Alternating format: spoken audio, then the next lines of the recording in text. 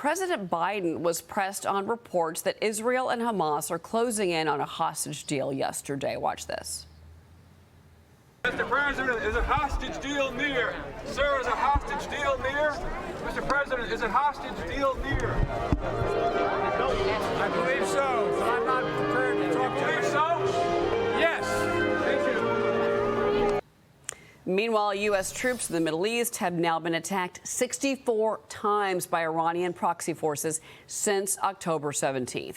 The U.S. military also announcing it will extend the deployment of the USS Gerald Ford carrier strike group in the eastern Mediterranean near Israel for another 30 days. Joining me now, a retired two-star Marine Corps general, the Punaro Group CEO, and author of The Ever-Shrinking Fighting Force, Arnold Punaro. General, good morning.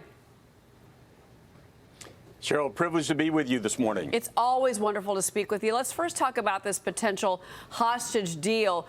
Over the weekend, it seemed that it was very close. Even the president seemed to think that there was a deal in place, but still we haven't heard anything. As time goes on, are you less confident that we're going to see some hostages released by Hamas? Well, Cheryl, certainly it's encouraging news that they're talking about a hostage release, that's encouraging. However, let's be focused on the fundamentals. This is less than 20% of the actually prisoners of war that the Hamas has taken, contrary to any of the laws of armed conflicts. These are women and children and babies. They're not combatants. They never should have been taken in the first place. And what started this was Hamas's 40 days ago brutal and savage attack that killed thousands of Israelis, including Americans. And so while this is an encouraging development, we should never trust Hamas. And so we'll see how it plays out. Lee Carter's on set with me. Lee, go ahead. So the president has a real issue on his hands. 70% of Americans disapprove of his handling of the situation in Gaza. Do you think that if this release were to happen and it's not a complete release, does that help him or not? And does it really end what we're seeing over there, or is this just the beginning of what's likely to be years and years and years of chaos?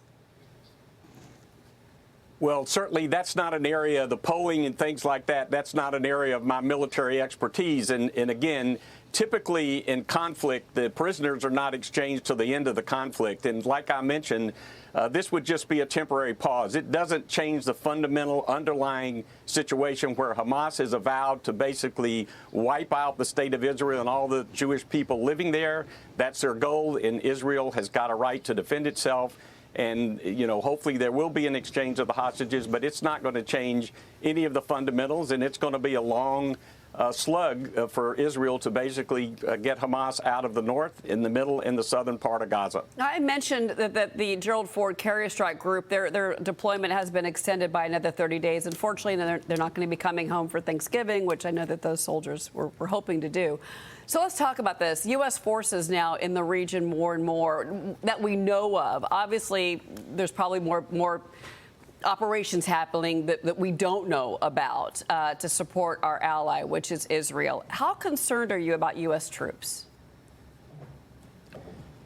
Well, Cheryl, the advantage of the carrier strike groups, the Ford, the Eisenhower, the Bataan amphibious ready groups, the hostage rescue experts that we have in the region, the underseas capability, this is the advantage of naval and marine forces afloat. We can keep them where we need them for as long as we need them, move that powerful combat power around. They're used to these extensions. Naval forces go out on typically a 6-month deployment, but they get extended all the time. These are the sacrifices the men and women our military are prepared to make for our country and for our allies and partners. And so it's really important for this combat power to stay in the region. Like you said, we're seeing our forces in Iraq and Syria attack.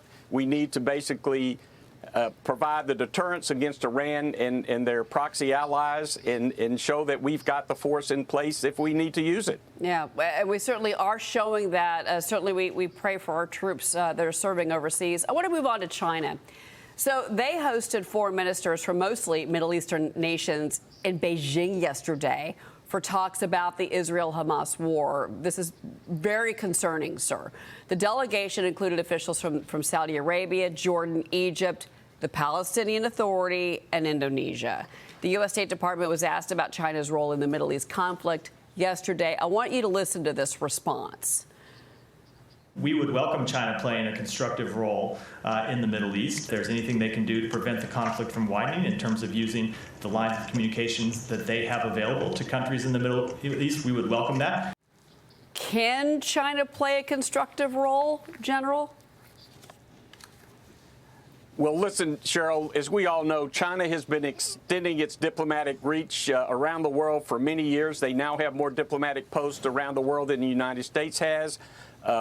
I guess in theory they could play a constructive role. They're not going to be able to basically bring peace to the Middle East that has eluded, generation after generation. And I'm not sure how constructive. They're just sort of showing that they're in the middle of things.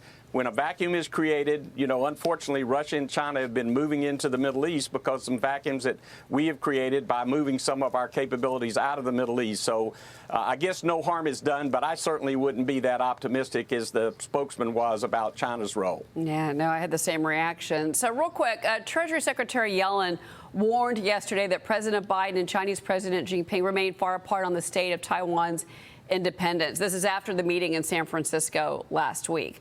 Yellen said that she, quote, did express the view it's important for Taiwan and mainland China to unify. He'd like that to occur by peaceful means. What is your reaction to that comment, in particular this warning coming from Yellen? Well, Cheryl, I would say again, I would listen to Mike Gallagher, the chair of the China Select Committee. He believes that as part of this supplemental that you spoke about earlier, where we need it for Ukraine, we need it for Israel, we need to listen to Tom Cotton in terms of what needs to be done in the supplemental for our southern borders. We need to basically beef up the deterrence against China vis-a-vis Taiwan. We need to give Taiwan increased capabilities. We need to move our own forces more into the region. I certainly don't support the notion that we want to see China and Taiwan become one country. I think Taiwan needs to maintain its independence, and the United States should do everything we possibly can to ensure that outcome. All right, General Arnold Punaro, it's great to see you. Have a great Thanksgiving, General. Same to you and your colleagues. Have a blessed and enjoyable Thanksgiving, Cheryl. All right, sir.